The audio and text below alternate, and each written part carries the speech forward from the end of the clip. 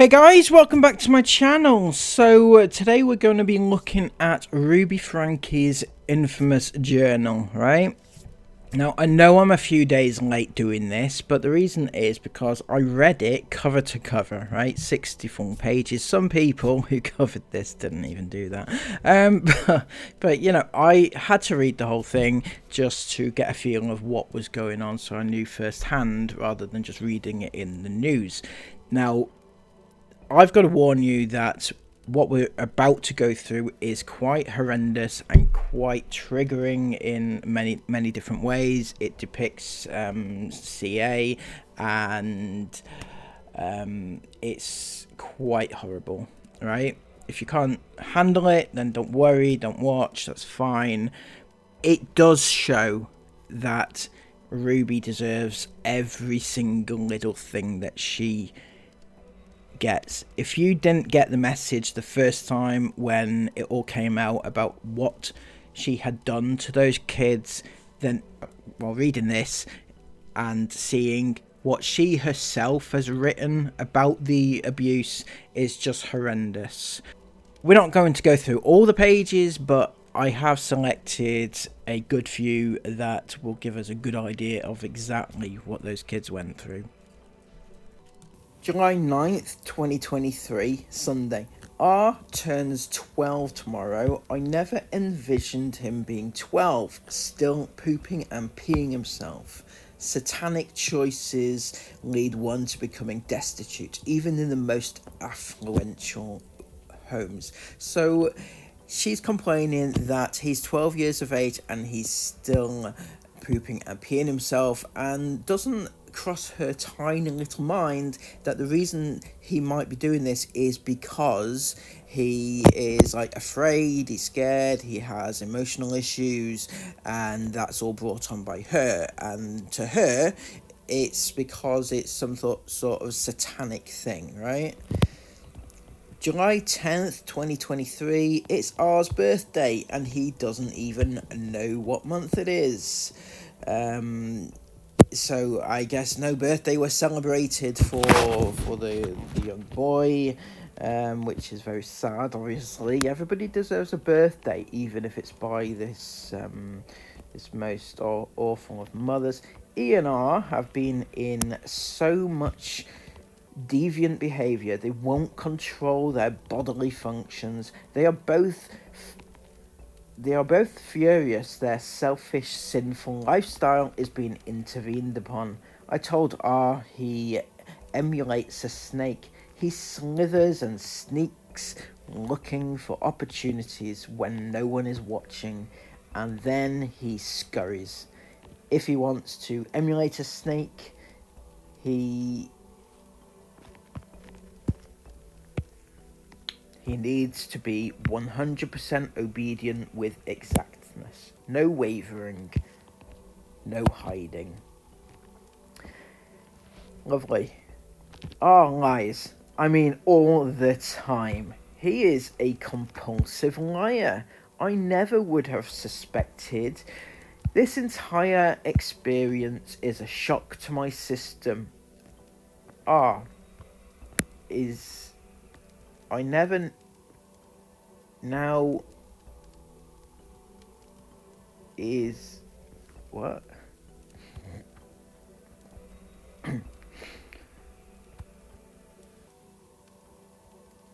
I never know is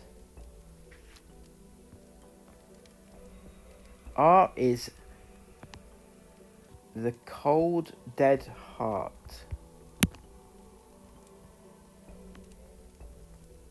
R has a cold dead heart. And this is from his own mother. That's just, yeah, that is that's a horrible thing to say about your own son.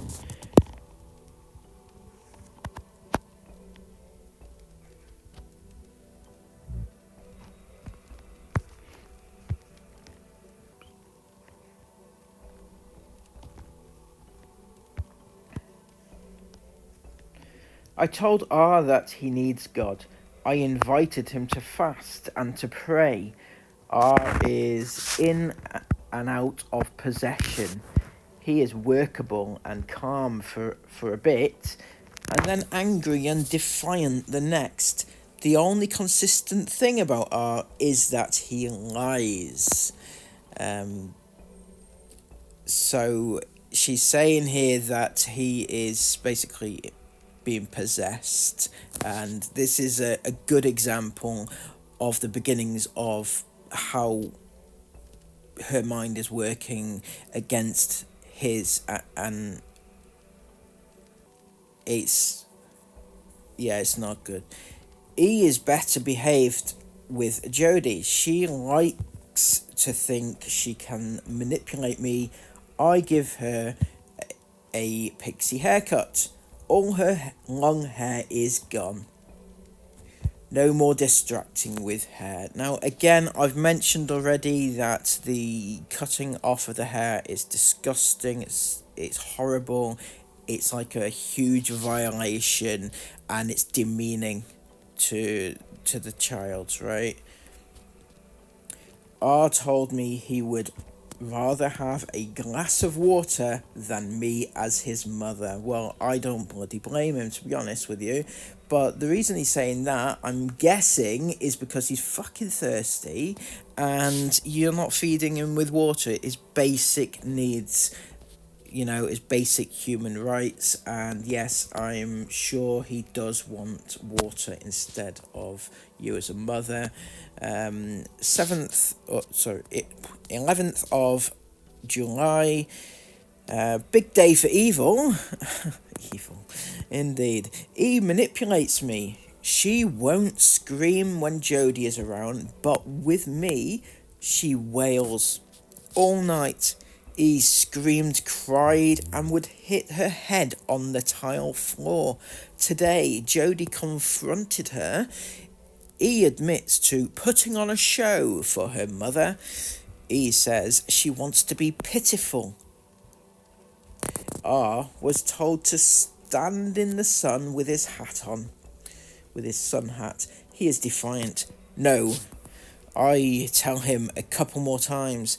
R, or should I say, his demon, stays in the shade. Again, this whole demon satanic thing that she's got going on here, that she believes that his son is possessed. I push R in the sun. R comes back. I come back with a cactus poker. When I poke his back to get in the sun, R doesn't even flinch. I poke him on the neck. He is in a trance and doesn't appear to feel anything. Jodie taps him on the cheeks to wake him up. This sort of thing is going on every day. This is absolutely ridiculous. The devil doesn't like when you get your subject to agree to truth. Do you know I love you? Yes, ma'am. Do you know El Joe loves you? Yes, ma'am.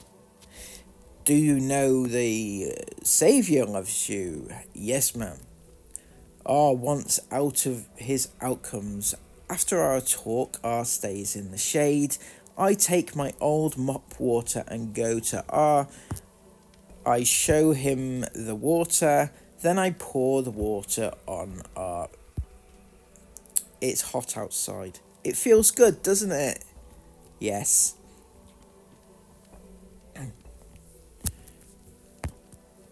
An hour later, El Joe... Sorry, I'm saying El Joe here because I haven't got a clue what that says. Right, Jodie. So El Joe takes R on a little walk to the pool. She talks on how R has love twisted. If R likes something someone does to call him, he calls it love. If he doesn't, he thinks it's not loving. El Joe then pushes R into the pool. R swam to the side. El Joe pulled him out. Feel good? Refreshing? Yes, ma'am. It feels very much like he's been taught to obey, right? Every single thing is like, I'm teaching you this lesson. Do you agree? Yes, ma'am. I'm going to push you in the pool. Are you happy now? Yes, ma'am.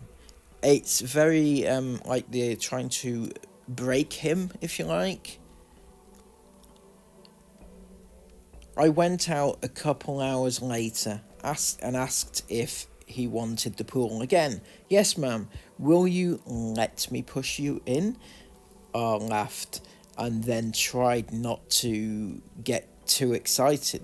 Tried not to act too excited. Cooled off and went his back to his spot. I put my hands on his face. Have you ever heard someone talk underwater? Yes, ma'am. And this is really frightening. Remember the moment where she puts his head underwater and cuts off his airwaves, which could be very damaging. Well, this is the moment by the looks of things. I know R is in there somewhere. I know deep down, under all this anger, you can hear me. It may sound like I'm underwater with you, but hear me. I love you. I got teary. I'm sure, this is like, when somebody is making you feel like shit the whole time, all the time, every day and everything, and then they counteract that with oh, by the way, I love you, or I'm doing this because I love you. And that will be why Art is getting teary, because he's like, he wants his mother to love him. Then I put my hand tightly over his nose and mouth. I am coming to you in this water and putting my hands on your nose and mouth. The devil lies and says, I am hurting you, abusing you. But what am I really doing? You are putting oxygen on me to help me breathe. Yes, that's right. So, she wasn't apparently trying to kill him. She was trying to put oxygen in him. No. Looked like he wanted to beat me up this morning. And then he was intrigued and interested. And then, 2 hours later, he drinks water from the house. Steals water. Oh my goodness gracious. He actually stole water. Oh my Christ. Did he steal water from the house? The water that he needed to survive? Was he thirsty? Did you not think to give him water today? Fucking morons. Seriously? No, he didn't steal water. He just took a drink of water. That's a basic human right, and that's disgusting. The fact that he had to steal, and the fact that you even called it stealing water, is disgusting. R is compulsive. He feels no remorse for his choices. He shuts down and says he wants to go to jail. And that is how badly he's been treated, obviously. He thinks that he'll be better off in jail. And to be fair, he probably would. R says he worships the devil and has no interest in changing. I want the outcome of being changed, but I don't want to do the work that it requires. R doesn't actually know what jail means. He has no comprehension what throwing your life away means. He just wants the immediate gratification of sitting in an air-conditioned car ride to juvie. He wants stimulus. Speaking of not knowing what jail is actually like and throwing your life away, what does that feel like now that you have first-hand experience of that, Ruby? Can you give us an indication about what that might feel like? Was he right? Was it as good as he made out? The air conditioned car ride. That did it give you the instant stimulus that you required as well? Oh, stole water. What again? What the hell? He's a thief, isn't he? Stealing water and all sorts. I hope you called the cops. Maybe you get to jail that you wanted to go to. You think? Oh, He was angry and looked like he wanted to fist up. I put my hands on his shoulders and told him I love him. I told him he has no idea what he's doing, but I do. I can help him, I told him. Give your demon friend a message for me. I will not rest. I will not stop. I will not leave. I will fight him until the day you die. Which is a frightening message to say, until the day you die. What about the day you die, Ruby, right? You can see there that is just really, really insane. It's pushing the message that she is just off the charts with this whole thing,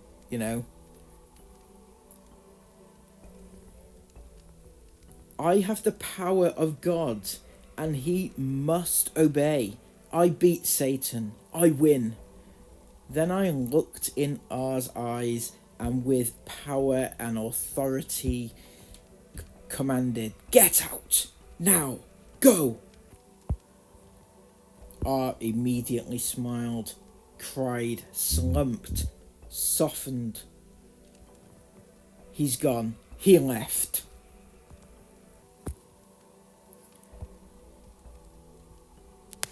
Joe. Oh, no. E told me she figures they had been here for 8 weeks. I asked E if she felt like she had made progress over the 8 weeks. Yes, I told her she was delusional.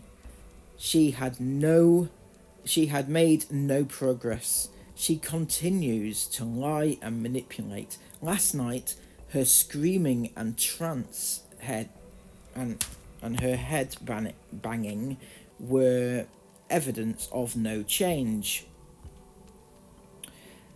12th of July.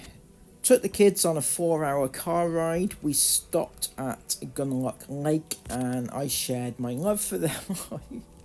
You're so loving, Ruby. You're so loving, honestly. It's almost as if you're not abusing your children. You're doing it for their benefit. I know what you're doing, isn't it? We watched a baby cow get loose and walk into the road in front of us. I made the analogy of the not so wise calf to them. I was keeping them safe when they want to run in the road. We drove up to Vegas, is it?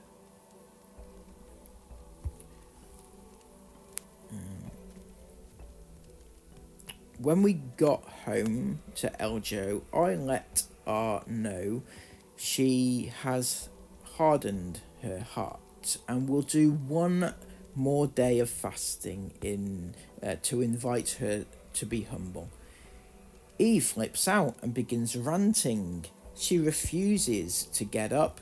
She lies on the floor all day speaking dishonest chants. Because Eljo is on the phone with clients, I don't go in and match her level of aggression. All day, E makes rhymes about my mum starves me and calls it fasting. My mum won't lift 2 fingers and bring me food because all she does is lie on the bed and eat brownies. My mum says she is the most loving mum in the world, blah blah blah. If I can't ever go home, then what's the point in being obedient? If I I'm going to run away. So you can see the things that E is constantly saying, because she is really, she's suffering here, and she wants her mum to know what she's feeling.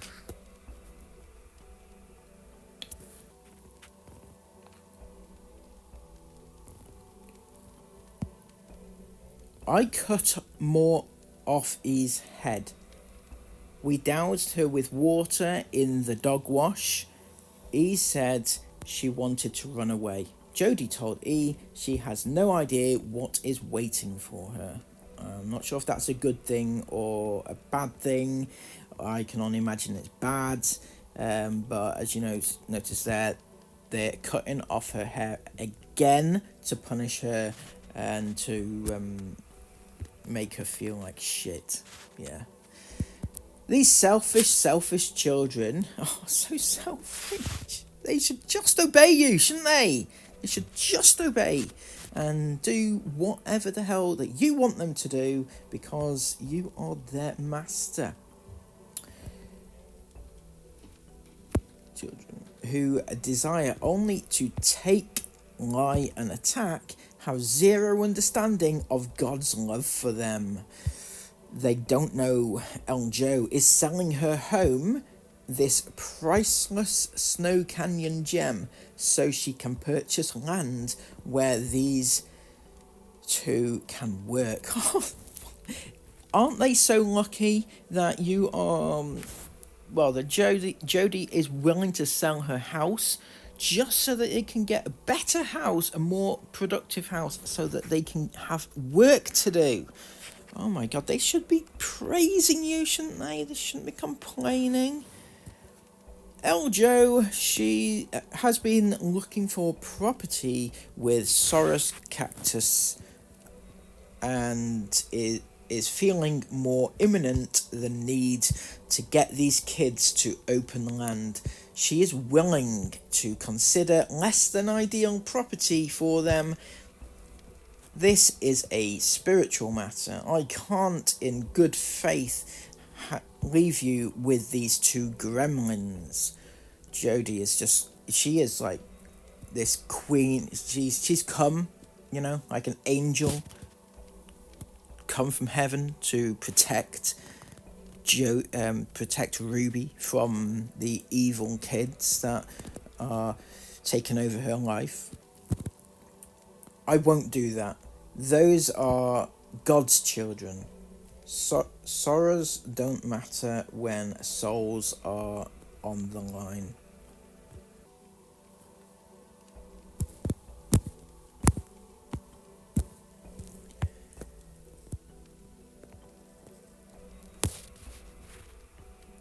Eljo took a look at property in Arizona. Ruby has some cash in the bank. If the property is right, we can move financing immediately. And that's a very important point there, because Jodie wants to buy this house for herself, mind, but Ruby has cash in the bank, so they can get this house that they want to get, right? So Jodie is using Ruby for the money in order to get herself a new house. So, not feeling sorry for Ruby one little bit, but you can see Jodie's thinking here a little bit. We decided the escalation of the kids is not manageable here and now. R is now sitting angry, defiant. E is lying on the floor. We will bring them in. R, I will clean up out in the desert as he has pooped himself. He will then stand and sit on the patio, shaded. Now I'll see him from the kitchen. E, I will bring into the cool house and she can sit in the pantry. They will think they won. They will think they got what they wanted. They will relax. Then pop. We will drop them like hot potatoes out in the desert, their new home. You're going to get exactly what you asked for. The problem for E and R is the hard labour is all for the sake of lifting, does not have any meaning or do good. We need property where a ranch can be built, good can be done, outcomes of prosperous choices can be seen, experienced and felt. And the kids need a good kick from a horse and a cactus to run into. They need natural outcomes. I asked R why and what he was thinking about since he was sitting in the shade, and he had what he wanted. R answered, "What I want." "What do you want?" "More different foods and a soft bed." "Why don't you ask Satan? Do you think Satan will give you those things?" "No." "Why not?" "Because Satan doesn't have the power." "Why would you serve a God who has no power to give you your desires?" "Dumb."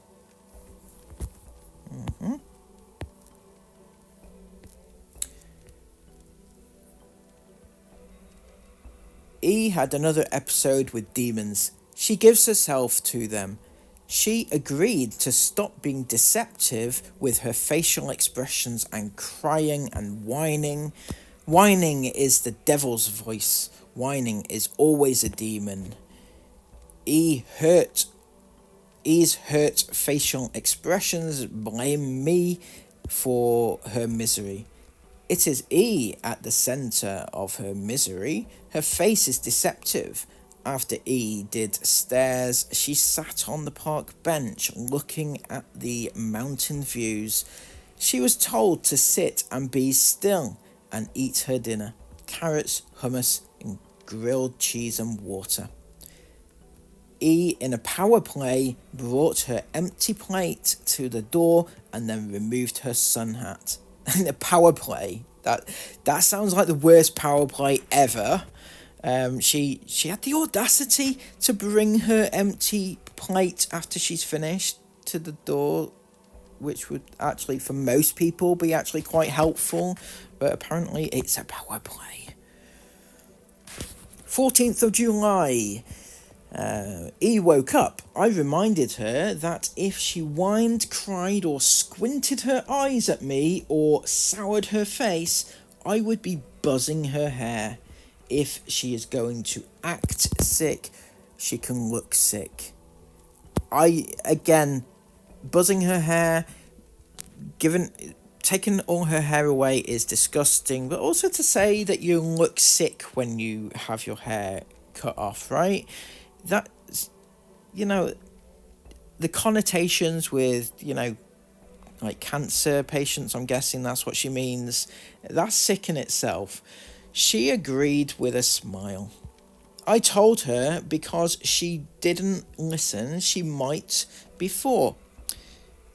She would do 2 sets of boxes and stairs with a 5-minute break. So this boxes and stairs is like carrying boxes up and down the stairs, right? She did the first set easily and agreeably. After 5 minutes of rest, she began whimpering. When she got to the bottom stair, she slipped and dropped the box. I put her in the dog wash and shaved her head. Then back to the boxes. So again, constantly trying to break her and just make it so that she is so destroyed in her spirit that she hasn't got anything left to give. This is what they're doing here.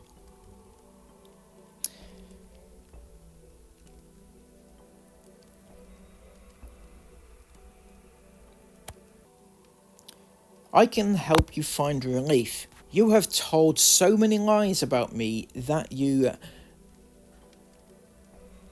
refuse to be obedient. Why do you keep being buddies with Satan? I don't want to work. Don't you see it's because you follow Satan that you keep doing boxes. If you were humble, you would be inside making pancakes with Julie and me. E agreed to sit on the park bench and think about her choices. I made it very clear if she were to move, get up, fidget, talk, take her hat off, she would go back to work. E agreed eagerly. She promised to be obedient. So those were the options.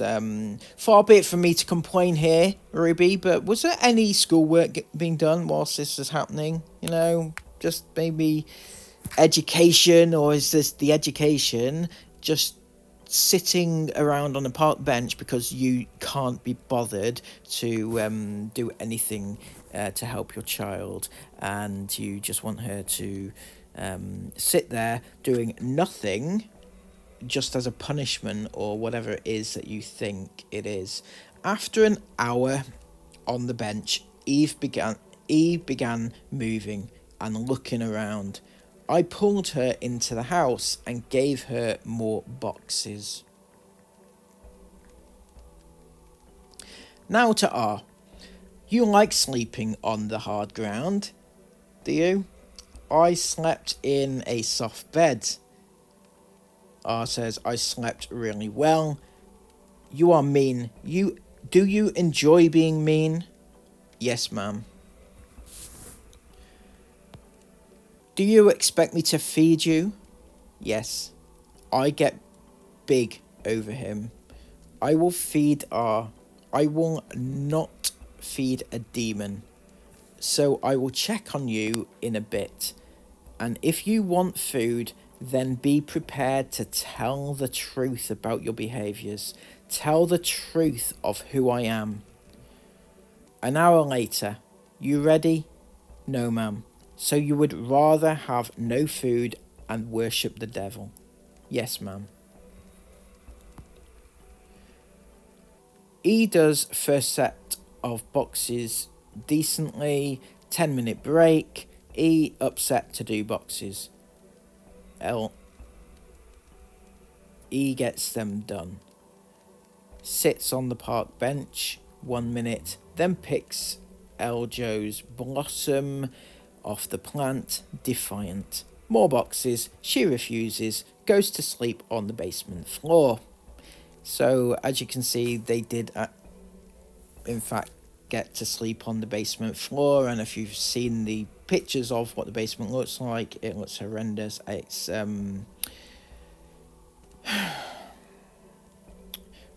stand up, stop picking your nose. The kids both pick their noses until they bleed. Distraction. You happy? No. Following Satan doesn't make you happy? Shocker. So Satan can't feed you. Who is supposed to feed you? God. And Christ. This is a game you're playing. Who brings you food? You. You want to leave the demons? I don't want to be humble. I told I wanted to give him dinner of chicken. He needs to acknowledge his behaviours. He tells me he is missing his opportunity to repent. This is not acknowledging his behaviours. I tell R he is treating me and Joe the way he believes he really deserves to be treated. I bring him dinner of brown rice, beans, lentils and water. He takes the bowl and begins eating. I say, no, thank you.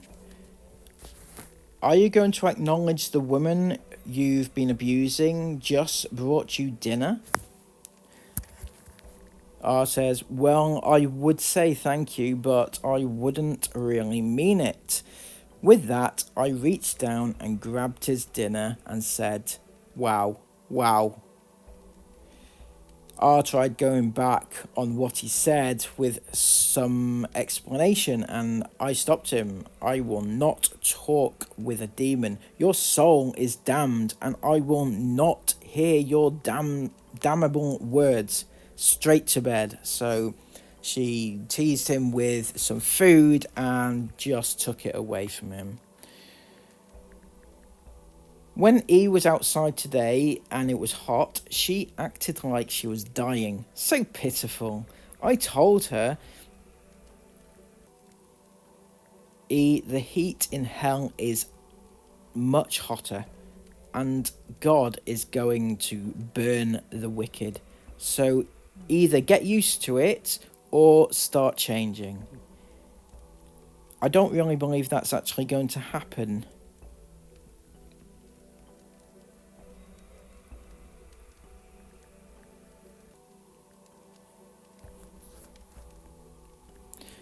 I went to bed around 12:10 a.m.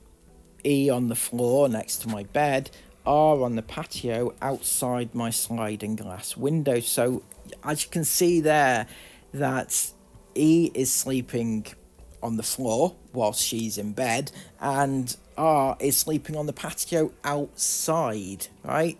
To be sleeping outside, that's just beyond stupid. There's so many reasons why that's stupid anyway. I mean, like, it's dangerous for one thing, but it's just cruel. Just writing this, I am shaking. If Pam hadn't intervened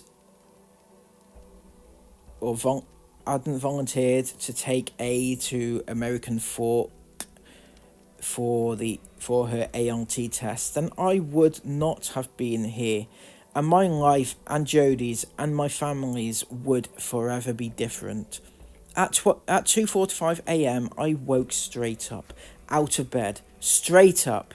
I couldn't see R. He was gone.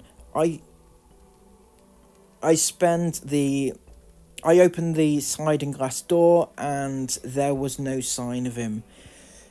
He did leave an arrangement of rocks in letters and words. He wrote me a message. Too scared, I forgot how to read. I ran to Jodie's room, woke her up. She came out with me. The message said in Pebbles, "Jail. I will call when I get there." Jay and I scoured the house and garden and yard. Jodie got flashlights. Jodie took her car and I got E up and went in mine. Oh God, oh Father, we need a miracle. We need your help now. Send the hosts of heaven. Show us where R is. Please, please, Father, answer now. I've done everything you've asked. Protect me, protect Jodie, protect us, protect us. Notice here how she is saying protect her, protect Jodie, but not protect her child who is out in the desert alone. I heard in my head, go right. I went left and all the way to the roundabout on the main street to rule it out and make sure he hadn't reached the main road yet. No sign of R, and I turned back to go down the dip and then turned right. Father, Father, Father. Hear me now. I go right, then right again. This road doesn't look familiar. I speed up to cover as much road as I can, racing the sun, racing the devil. Then I see R walking on the left side of the road. I call Jodie to let her know. I turn the car round and stop. I get out of the car. R is shocked to see me. Get in the car. You shocked to see me? R nods his head and gets in. E in the back, me and R in the front. 2:45 I woke up. 3:05 we leave in cars. 3:14 a.m. I call Jodie with R. The sun started lighting the roads just an hour and a half later. The devil wants me in prison. My children dead. I meet Jodie back home. We deliberate in the car. whilst J and E go back to bed. R stands in the garage where we can see him. He has zero remorse, zero fear, zero expression. Well, you've broken him, that's why. You have broken him to the point where he has nothing left to show, nothing left to give, you know? He is cold, calloused and hard. Angry he isn't calling the shots. Jodie and I agree to buy ourselves some time until we have more of an environment to conducive to an intervention. We need land. The spirit told Jodie very clearly, don't let those kids' choices ruin your life. We have work to do. You can force repentance. To de-escalate the situation, I brought R into the house. I tied a rope to my feet and him, to my waist and his. R will now sleep in a soft bed with me. So he finally got to sleep in a nice, soft, comfortable bed, but it was, in fact, tied to his mother so he couldn't escape. That is like, well, that's obviously imprisonment, isn't it? False imprisonment. 7 a.m, R slept. The devil got a bed. Jodie taught exaggeration in class. Jay loaded the cooler. I put the kids in my car and took a drive.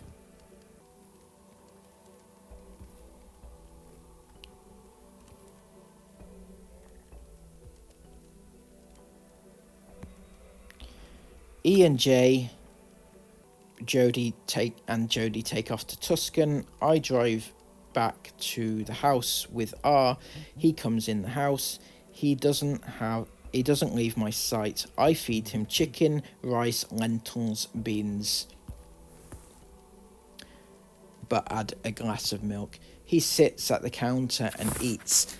He got what he wanted. I give him the book, Theophrastus Characters. He gets a pen and his journal. He takes notes. To the onlooker, it appears to be a well-behaved, studious young man, and wouldn't I be thrilled? My son, who wanted to run away, is now by my side and reading and writing. Wouldn't I be relieved? No. I now know that in order to keep my son, I will need to put him back under sedation. I unhooked him from all the bells and whistles and asked him to breathe and thrive on his own. And he went into arrest and stress. Back to sedation we go. The demon is still here, and I purposely put R back into a slumber. Hibernate. To watch R go into the awful state of compliance, knowing the demon he harbours to his heart, is so sick. Like stitching up a patient knowing you didn't get all the cancer out, and knowing it's only a matter of time before your patient keels over. R and E do not want to repent. They hate God, per their own behaviours and words. I now see perfectly reasonable people walk around hating God and worshipping the devil, yet appear like good old Joes, good guys. There is a soul-killing infection in my child, and my hand forced to not remove the infection. Agency does not allow me to rid the infection. R&E like the infection. It's so sick. July the 16th. Last night I tied myself to R. Full night of sleep, 10 p.m. to 7 a.m. No interruptions. R showers while I watch. Well, that's not weird, isn't it? Fucking hell, seriously. This is like... Can you imagine being in this hellhole of a situation absolutely horrible. I shower while R is in the closet. Again, like, why? I can see the closet door as I shower. R eats chicken, rice, beans and lentils with cheese on a corn tortilla. 3 sets of 10 push-ups. Reads Theophrostus. Jodie is on her way home. E spent the ride lying down with face facing the back of the seat. She doesn't know where they went or why. To begin a separation from evil towards good, or towards God, or good. All the darkness needs exposed to light, and once the lies and sins is revealed, the body must engage in good work, and the good work needs to be painful. Of course it needs to be painful. Otherwise, the service becomes another feel-good distraction. A day of fasting and prayer for me, after learning my children have been spawns of Satan.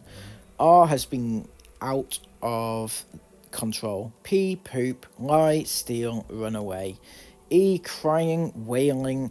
You could not know what this has been like unless you were here.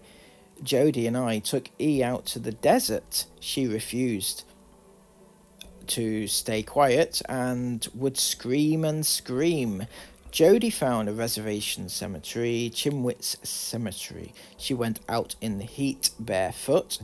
E still tried to run. She screamed for another family, water, food, care, love. Oh, E, a manipulative ploy. You are loved. Oh yeah, really? In what world? I'm not seeing any form of love whatsoever here. After a couple of hours of screaming and speaking nonsense, E finally laid down in the road quiet. We took her home. We took E and R out and J the next day. E and R barefoot to increase the discomfort. Obviously, you don't want them to be comfortable, do you? Bloody hell. And to decrease the running away. The task at hand was to weed the cemetery. Huge sagebrush potatoes, thorns, broken glass, garbage are overfull. We spent a couple of hours filling black bags and Eljo's truck bed. The kids began to mellow out a bit. R looked for shade and cheating. We went out the next day and again today. 5 hours of weed pulling. R finally started getting the hang of it.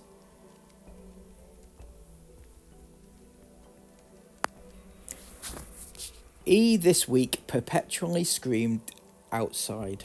Jodie and I accommodated her and took her to Hellhole Road. Yes, there is such a road on your way to Las Vegas. She was to run on a dirt road. She ran for a bit, then started manipulating. I told her to run up an incline on a hillside, touch a tree and return. 100 yards max. She threw herself into a tree. Jodie pulled her out, breaking her flip-flops. After an hour of E jumping in bushes, we get in the truck to find a cactus.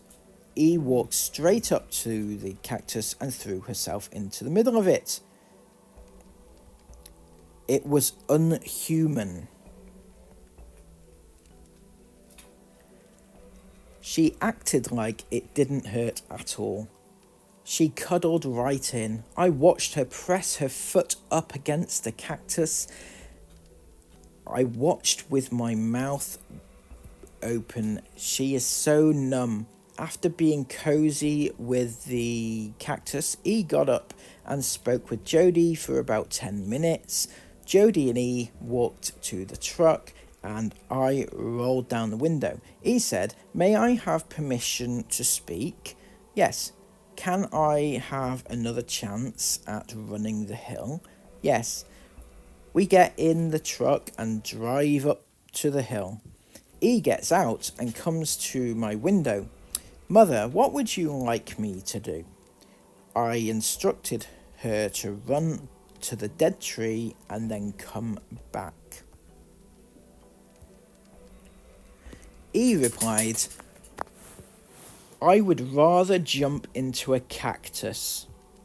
What evil, what deception. This girl would choose to be shot and die than to be humble and do what she is told.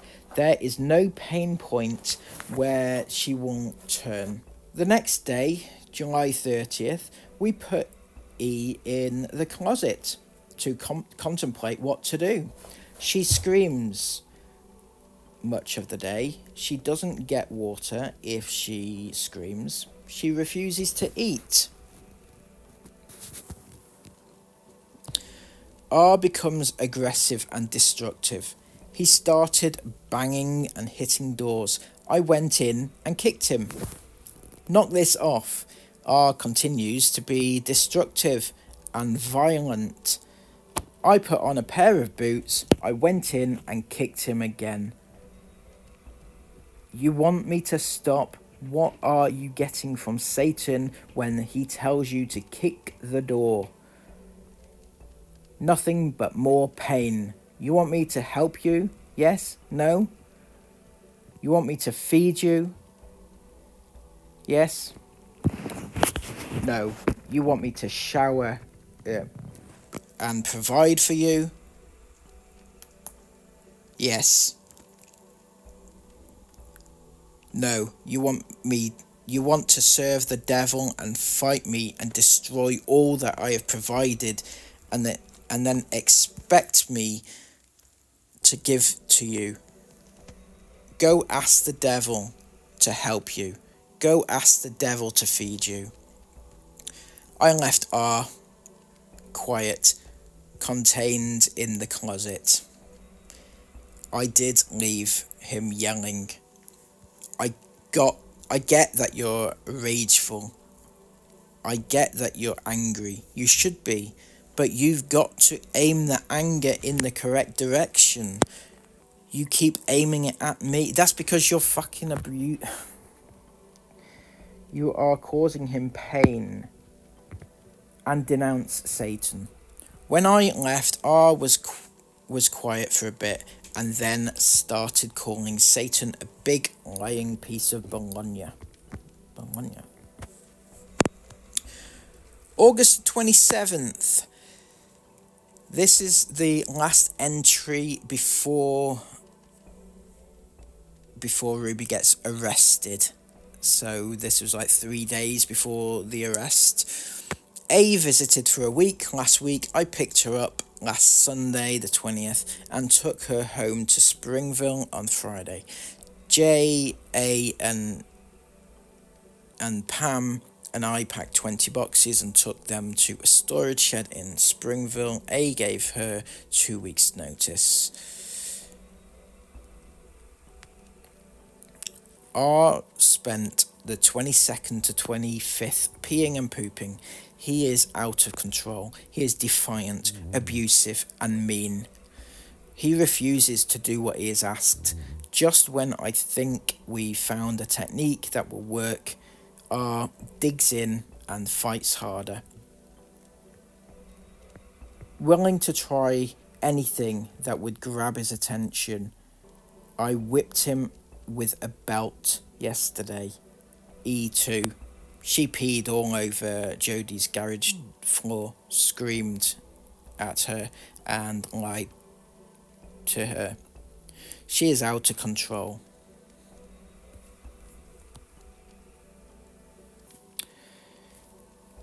E seemed to give me her attention after the whipping. She swept the garage with some muscle and mopped it. She did a good job. R increased his defiance. And then a mere 3 days later, she was banged up, right?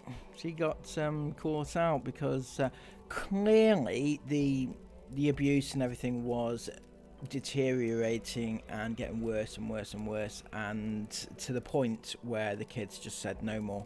They couldn't. The boy just could not cope with any more of this. And to be honest, if they had carried on in this way, I don't think that they would have survived. And so again, you can see the bravery that he went through to get out of there and eventually bring his parents, well, his mother, to justice, and Jodie. So that was an intense read. It shows more than just the abuse that Ruby put out, like the physical abuse, but it also shows the mental abuse that she put them through as well. And it's, I mean, I don't recommend reading it necessarily, but if you do read it, it gives you a very good insight into the minds of Ruby and Jodie. Seriously. Anyway, I hope that brought you some form of something, like whatever it is that you are seeking. Please give this video a massive thumbs up if you've appreciated the efforts I've gone to have to read the whole thing, and twice, by the way, and comment all of your thoughts about it down below, and subscribe to the channel if you are new and you'd like more on this story. Until next time, have a lovely day, take care of yourselves, and bye bye.